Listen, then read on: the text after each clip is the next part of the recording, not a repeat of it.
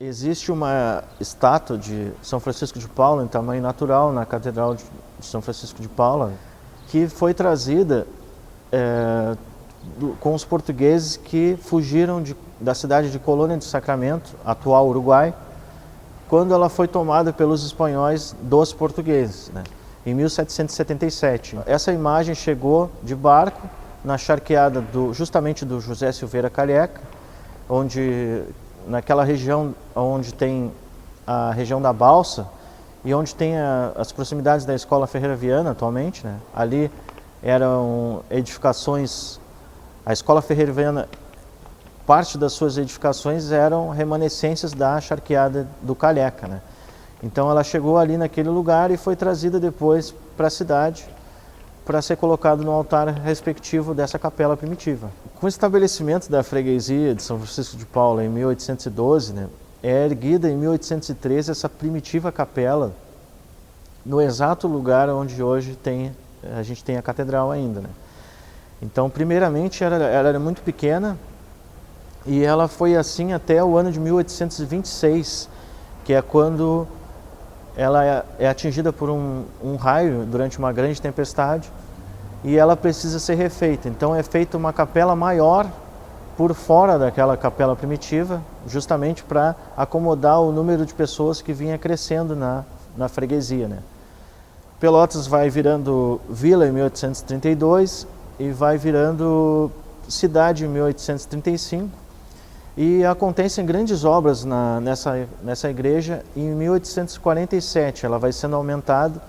É dessa época que a gente tem a parte da frente, né, que é a chamada frontaria, né, que são as duas torres, né, a Torre Sul e a Torre Norte, e a fachada em si, né, a fachada principal. Isso foi muito financiado pela elite, né, pelos charqueadores, que eram muito ricos, mas especialmente pelo charqueador o Domingos de Castro Antiqueira, né, que depois ele recebe o título, inclusive, de Visconde de Jaguari com grandeza, né. Em 1846, Dom Pedro II faz a sua primeira visita à cidade, em fevereiro daquele ano.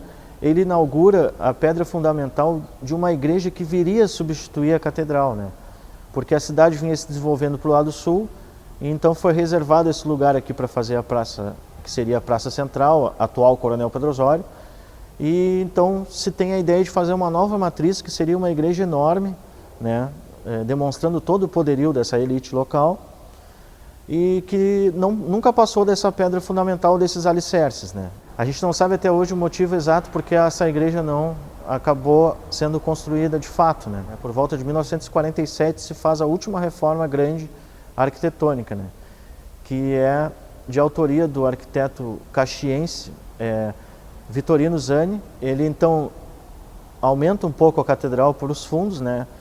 Ele faz o altar-mor, aquele local que hoje é o altar-mor, e a cúpula principal, que não existia até então.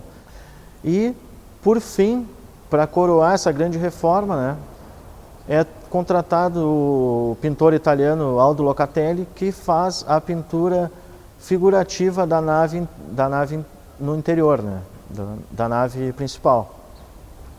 Ele traz um ajudante, que é o Emílio Cessa, né, que é seu parceiro de trabalho, e o Emílio é responsável pela pintura parietal decorativa, né.